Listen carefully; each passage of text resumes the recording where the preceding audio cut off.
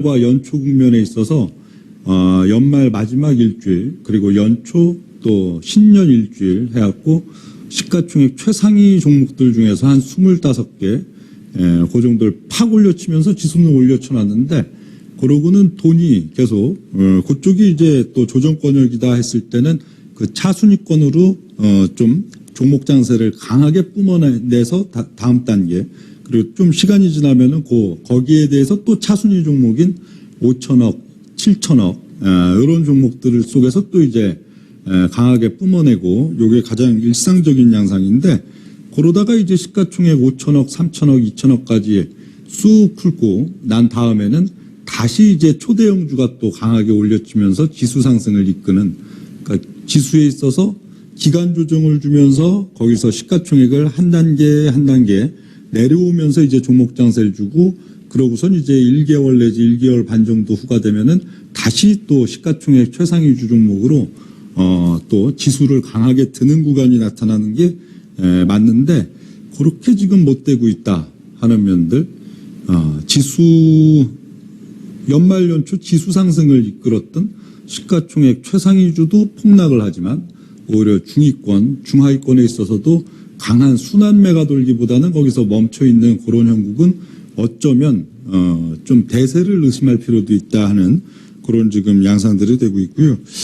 현재 그 시장 국면 놓고 보면은 일단 주요 대형주들 있어서는 좀 상당한 기간 동안에 손절매가 또 손절매를 낳고 손절매가 손절매를 낳는 그런 형국이 지속될 가능성이 상당히 높아 보이는 현재의 지금 형국들이 좀 되고 있고요. 요 양상은 얼핏 보면은 제가 언제죠? 2000년 연초가 또 떠오르기도 합니다. 벌써 한 20년 전, 21년 전이 되겠는데요. 1999년 하면은 엄청난 유동성 장세였죠. 97년 하반기 이제 IMF 쇼크로 인해서 종합지수가 277포인트까지 빠지고 그러다가 이제 98년도에 또 슬금슬금 올라오던 장세가 상당히 뜨거워지면서 99년도 장이 상당히 크게 올라갔었죠. 277까지 빠졌던 코스 P지수가 거의 1000포인트 그리고 거의 한 1065포인트인가 1066포인트를 새벽도에 확 하고 올려치는데요. 당시로는 그 뭐 밀레니엄 버그라는 우려감 그러니까 99년 12월 31일자에서 2000년 1월 1일 날 넘어오면서 밀레니엄 버그 그게 나타나면서 이제 전 세계 이제 전산망이 오류에 빠지고 큰 문제에 빠질 수 있다는 그런 막 우려감 해갖고 저거 하다가 99년 새해 이제 벽도 딱 시작하니까 폭등세가 나왔죠. 시가총액 최상위권 종목을 중심으로 1월 4일인가 1월 5일 연속으로 폭등세가 나오고는 거기서 이제 종합지수 1066포인트를 딱 찍고 이제 대세 하락 구간 그 해 벌써 가을 되면은 종합지수가 다시 한 510포인트대 정도로 한 10개월 동안에 종합지수가 절반으로 빠지는 그런 양상들이 있었고 그러고는 이제 연말에 연말 연초 좀 반등이 나타나다가 다시 이제 2002년이죠. 2002년 6월이었나요? 2002년 3월이었던 걸로 기억하는데요. 2001년도 9.11 테러가 터지고 나서 이제 한 6개월 정도 후에 부시 미 대통령이 이제 이라크가 주범이다. 그러면서 이제 이라크를 이제 군대로 군사 공격을 시작하는 그 시점이 이제 두 번째 이제 500포인트대 바닥치고 이제 대세 상승이 2003, 4, 5, 6, 7, 8 하고선 이어졌었는데 얼핏 보면 그 2000년 연초 새해 벽두가 좀 떠오르기도 해요. 2000년 새해 벽두에 딱 새해 벽두에 시가총액 최상위권 중심으로 지수를 놀라울 정도로 그냥 퍽 하고 올려쳤다가 그러고는 연중 내내 좀 대세 하락 국면을 보였던 그런 시점들이 있는데 그런 좀 불길한 느낌도 어느 정도 들 정도에 지금 보면 주로 추세가 대부분 다 무너져 버렸죠. 시가총액 최상위 군단들 보면은 이미 각을 이게 대세 상승기에 있어서는 각이 솟으면 별로 좋은 건 아닙니다. 꾸준한 어떤 추이 예를 들어 어떤 각도 자체를 우리가 뭐 250개 일봉, 350개 일봉에서 한 25도 각도로 올라온 종목이다. 35도 각도로 올라온 종목이라면 그 추세를 계속 따라가다가 마지막 순간이 되면 어떻게 되죠? 각이 갑자기 확 가파라져 버리죠.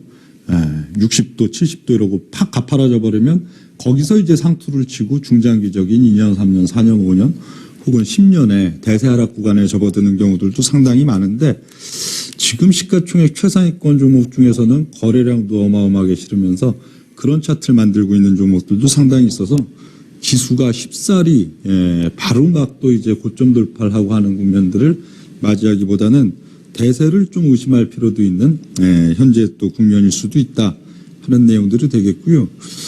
우리가 그 유동성 얘기를 참 많이 듣죠. 작년 이제 뭐 미대선 이후 국면, 뭐 12월 달, 1월 달에도 경제신문을 이렇게 펼쳐봐도 주로 하루에 뭐 한 15개 정도씩 찍혀 있는 게 유동성 얘기입니다. 이게 그럴 수밖에 또 없는 면들이 있죠. 시장이 사실 어떤 논리가 형성되진 않죠. 실적적인 논리, 밸류적인 논리, 아니면 추후의 시장 국면에 있어서 그 기업, 섹터가 또 이제 보여줄 수 있는 매출과 이익이 어느 정도가 될 거기 때문에 앞으로 현재는 부진한 실적이어도 주가가 오를 명분은 있다라고는 뭐 하지만 수준 자체가 워낙 지금 좀 도를 넘어서는 양상들이 되니까 다 유동성을 얘기합니다. 세상에는 돈이 넘쳐난다. 시중에 이렇게 돈이 넘쳐나고 저거 하기 때문에 증시가 가치는 비록 떨어져도 각 종목들 섹터에 있어서 가치는 수반이 되지 않아도 유동성의 힘으로 주식이 계속 오를 것이다 하는 얘기들을 주로 많이 하는데 여러분들이 한번 또 냉정히 한번 생각해 보실 필요도 있습니다. 항상 유동성 랠리가 계속 펼쳐지고 하면은 세상에는 정말 돈이 엄청나게 풀려 있는 돈이 많고 대중들이 또 투입할 돈들이 많기 때문에 지속적으로 계속 몰려올 것 같은데 어느 시점이 되면 뚝 끊기는 시점들이 또 나타나기도 하죠. 우리가 한번 또 생각해 볼 필요가 있는 게 이 12월, 1월 넘어오면서 주변에 정말 주식 투자를 단 100만 원이라도 할 수 있는 분, 주식 투자를 단 500만 원, 1000만 원이라도 할 수 있는 분 중에 주식시장 혹은 또 코인도 한번 띄어놨었죠. 코인 시장 이런 데 지금 자기의 마지막 종잣돈 300만 원, 500만 원, 100만 원, 200만 원까지도 갖다가 투입시키지 않은 사람들이 과연 몇이나 있을까 하는 부분에 대한 의심과 함께 그리고 시중에 정말 유동성이 그렇게 무한히 지금 많을까 하는 거기에 대한 의구심도 있을 수가 있겠죠. 여러분 주위를 둘러보시면 또 맨날 그 뉴스를 틀면 유동성이 넘쳐난다 하니까 유동성이 넘쳐나는 것 같지. 여러분이 잘 사는 분이시든 상위 0.1% 분이시든 중산층이시든 조금 서민층이시든 주변을 이렇게 쭉 둘러보고 여러 사람들의 상황들을 봐도 그렇게 뭐 유동성이 넘쳐나지는 않습니다.